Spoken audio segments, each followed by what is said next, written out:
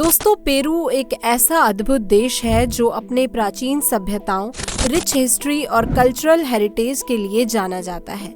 ये देश अंदेस mountains, Amazon rain forest और पैसिफिक ओशन के बीच स्थित है, जो इसकी नेचुरल ब्यूटी को और भी बेहद ही खूबसूरत बनाता है। पेरू की राजधानी लिमा है, जो एक मेजर इकोनॉमिक और कल्चरल हब भी है। दोस्तों, पेरू को दुनिया भर में अपने एंशिएंट सिविलाइजेशन, खास करके इनका एम्पायर के लिए जाना जाता है। माचू पिचू, जो एक प्राचीन इनका नगर है, यहाँ का सबसे मशहूर टूरिस्ट अट्रैक्शन है और यूनेस्को वर्ल्ड हेरिटेज साइट भी है। पेरू का इतिहास, आर्कियोलॉजिकल और प्राकृतिक सुंदरता लोगों को ये जगह देखने के लिए अट्रैक्ट करती है। पेरू के क्यूजिन्स भी दुनिया भर में बहुत ही ज्यादा पसंद किए जाते हैं, जिसमें फ्रेश सी फूड, लोमो सैल्टेड और अजी का गैलिना जैसी डिशेस शामिल होती हैं। ये देश अपनी विभिन्नता के लिए जाना जाता है, जहां आपको पहाड़, समुद्र के किनारे और घने जंगल सब कुछ मिलते हैं।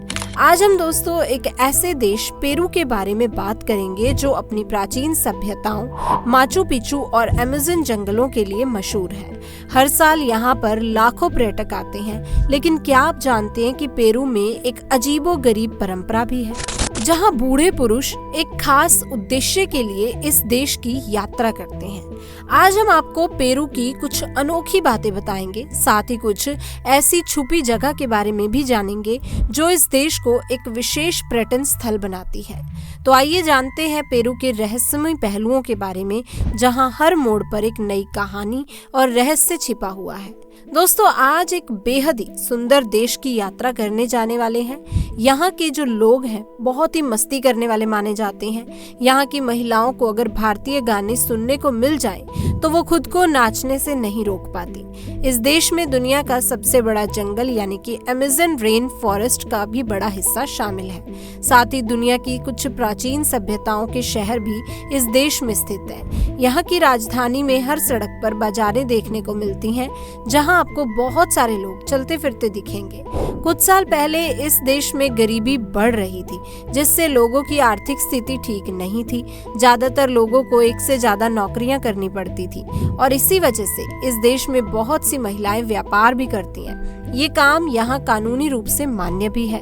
आज ये देश तेजी के साथ अपने शहरों को विकसित कर रहा है और अपनी प्राकृतिक सुंदरता, इतिहास और सांस्कृतिक लाखों सैलानियों को अपनी ओर आकर्षित करती है। दोस्तों, ये कमाल का और सुंदर देश है पेरू। नक्शे पर देखें तो पेरू साउथ अमेरिका की पश्चिमी दिशा में दिखाई देता है, जो कि प्रशांत महासागर के किनारे पर बसा हुआ है। पेरू के उत्तर में कोलंबिया और इक्वाडोर जैसे देश हैं, दक्षिण की दिशा में चिली और बोलीविया से जुड़ता है, पूर्व की तरफ ब्राजील है और पश्चिम में विशाल प्रशांत महासागर का तट है। ये एक विशाल भूभाग वाला देश है। पेरू का एरिया 12,85,000 वर्ग किलोमीटर में फैला हुआ है और एरिया के लिहाज से ये दुनिया का 9वां सबसे बड़ा देश बनता है। यहाँ पर 3,42,00,000 से ज्यादा लोग रहते हैं, जिनमें से 50% पुरुषों की आबादी है और 50% जो है वो महिलाएं हैं। पेरू की आबादी में सबसे बड़ा धर्म ईसाई है, जिसे यहाँ के 80% लोग फॉलो करते हैं। वो दोस्तों 5% लोग स्थानीय धर्म को मानने वाले हैं, जबकि 5% अन्य धर्म के लोग यहाँ पर रहते हैं और 10% ऐसे लोग हैं जो किसी भी धर्म पर यकीन नहीं रखते। यहाँ के लोग स्पेनिश भाषा बोलते हैं और स्पेनिश ही पेरू की आधिकारिक भाषा भी है। इसके अलावा कुछ लोग केचुआ और आइमारा भाषा भी बोलते हैं, जो ज्यादातर गाँव में रहने वाले लोग इस्तेमाल करते हैं। यह है देश का सबसे पहचाना जाने वाला स्थान, जिसे माचू पिचू कहा जाता है। ये जगह काफी प्राचीन और रहस्यमय है, जो एंडीज के पर्वतों पर स्थित है। दरअसल ये एक प्राचीन शहर है, जिसे इंका सभ्यता के लोग ने 1438 से 1533 के बीच बसाया था। इस शहर में कई इमारतों के अवशेष, मंदिर और मेड़ बनी हुई हैं, जिन्हें खेती के लिए इस्तेमाल किया जाता है। साल 1901 में अमेरिकन पुरातात्विक वैज्ञानिक हीरा राम बिंघम ने भी इसे सबसे पहली बार खोजा था। इसके बाद ये पूरी दुनिया में पॉपुलर हो गया। लाखों सैलानी हर साल इस प्राचीन शहर को देखने आने लगे और 1983 में इस अद्भुत सभ्यता वाले माचू पिचू को यूनेस्को ने अपनी वर्ल्ड हेरिटेज साइट्स में शामिल किया। आज ये जगह पेरू के सबसे प्रमुख पर्यटन स्थलों में से एक है। सैकड़ों साल पहले कैसे इतनी ऊंचाई पर पर्वतों के बीच इंका सभ्यता के लोगों ने इन घरों को बनाया, ये सोचकर आज भी लोग हैरान हो जाते हैं। पेरू में आपको स्पेनिश संस्कृति वाला खान पान और त्योहारों का प्रभाव देखने को मिलेगा। यहाँ तक कि यहाँ के लोग स्पेनिश भाषा, स्पेनिश की संस्कृति और स्पेन से जुड़े कपड़े पहनते हैं, जिसकी वजह है कि स्पेन ने यहाँ पर 1533 से लेकर 1821 तक शासन किया। पूरे 300 सालों तक यहाँ स्पेनिश साम्राज्य कायम रहा, लेकिन 28 जुलाई 1821 को पेरू को आजादी मिल ही गई। पेरू की आजादी के संघर्ष को साउथ अमेरिकन आजादी संग्राम के नाम से जाना जाता है। इस संघर्ष की आजादी में जो हीरो थे जोस दे सन मार्टिन, जो अर्जेंटीना के थे, और उन्होंने अपनी सेना के साथ इस जंग को लड़ा। 1821 में पेरू की आजादी को घोषित किया गया, लेकिन अभी कुछ साउथ अमेरिकन देश आजाद नहीं हुए थे। साइमन बोलिवर ने 1824 में वेनेजुएला की आजादी दिलाई, तब जाकर पेरू को पूर्ण रूप से आजादी हासिल हुई। यूं तो पेरू में कई सुंदर शहर हैं, लेकिन जब सबसे सुंदर शहर की बात होती है तो यहाँ का सबसे सुंदर शहर है राजधानी लीमा। ये देश का सबसे बड़ा शहर होने का सम्मान भी अपने पास रखता है। इस शहर की स्थापना स्पेन के राजा फ्रांसिस्को पिज़ारो ने 1535 में की थी और उस समय ये सिटी ऑफ किंग्स के नाम से जानी जाती थी। आज भी लीमा शहर अपनी सांस्कृतिक महत्व, ऐतिहासिक इमारतों और आर्थिक केंद्र के रूप में जाना जाता है। क्योंकि लीमा प्रशांत महासागर के किनारे बसा हुआ है तो इसकी सुंदरता और भी बढ़ जाती है। प्रशांत महासागर से यहाँ व्यापार किया जाता रहा। पेरू अपना काफी सारा सामान इसी समंदर के रास्ते से एक्सपोर्ट करता है और अपनी जरूरतों की चीजों को भी इसी समंदर के रास्ते से इंपोर्ट करता है। लीमा का हिस्टोरिक सेंटर 1988 में यूनेस्को की लिस्ट में शामिल किया गया था। इसके अलावा Lima cathedral, monastery of San Francisco और पलासियो दे गैब्रो की कला इस शहर को और खास बनाती है, जिससे लाखों लोग यहाँ पर हर साल घूमने आते हैं। पेरू तेजी से अपने इंफ्रास्ट्रक्चर को विकसित करता जा रहा है, जहाँ मेट्रो सिस्टम है, बड़े बड़े शॉपिंग मॉल्स हैं, ऊंची इमारतें हैं। पेरू के लोगों को सॉसेज डिश खाना बहुत ही पसंद है और ये यहाँ की नेशनल डिश भी है, जिसे मछली या फिर झींगे से बनाया जाता है। नींबू के रस, प्याज, मिर्च और कई तरह के मसालों के साथ बनकर ये डिश तैयार होती है।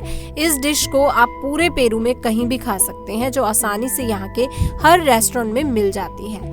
ये है पेरू की करेंसी, जिसे सोल कहा जाता है। पेरू में दुनिया का सबसे बड़ा जंगल अमेज़न भी है। पूरे साउथ अमेरिका में इस जंगल का 8% हिस्सा केवल पेरू की धरती पर मौजूद है, जो कि एंडीज के पर्वतों से लेकर ब्राजील की सीमा तक जाता है। इसी वजह से इस देश की जैव विविधता काफी ज्यादा खास है।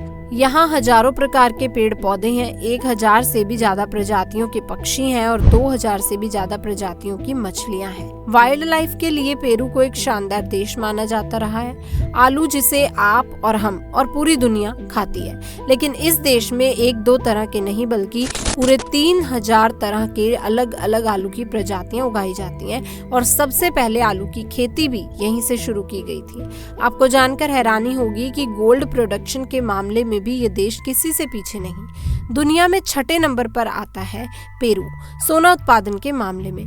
दूसरे साउथ अमेरिकन देशों के मुकाबले पेरू में शिक्षा का स्तर काफी अच्छा है। यहाँ पर कई बड़ी यूनिवर्सिटीज हैं। शायद यही वजह है कि देश की 95% आबादी शिक्षित है। वहीं दोस्तों, पेरू के लोग खेल कूद में भी आगे रहते हैं। यहाँ के लोगों का सबसे पसंदीदा खेल फुटबॉल है और जब पेरू देश की टीम का मैच होता है तो सभी लोग अपनी टीम को चीयर्स करना कभी नहीं भूलते।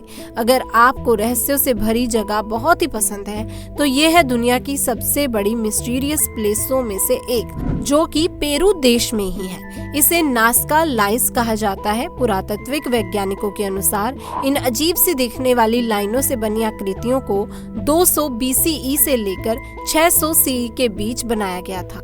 जिसे नासका सभ्यता के लोगों ने बनाया था। लाइनों से बनी आकृतियां इतनी विशाल हैं कि इन्हें केवल ऊंचाई से ही देखा जा सकता है।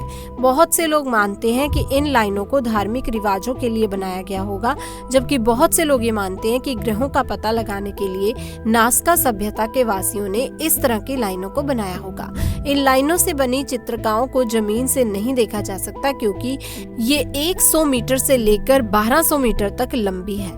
वैज्ञानिक भी इस रहस्य का पता नहीं लगा सके कि इन्हें आखिरकार किस लिए बनाया गया था। इसीलिए बहुत से लोग आज ये मानते हैं कि ये लाइंस एलियंस ने बनाई थी। एलियंस ने पहले रेगिस्तान से रेत हटाई और फिर एक पथरीली जमीन की सतह पर इन आकृतियों को बनाया। अब असली थ्योरी और सच क्या है, ये आज भी किसी को नहीं पता। इसीलिए नासका लाइंस आज दुनिया की सबसे बड़ी रहस्यमय जगहों में से एक है। पेरू इतना सुंदर देश है कि हर साल यहाँ 35 लाख सैलानी सिर्फ घूमने आते हैं। जिन्हें इतिहास में रुचि है वो यहाँ स्पेन की संस्कृति और आजादी को समझते हैं, जबकि जिन्हें रहस्य पसंद है उनके लिए नासका लाइंस है।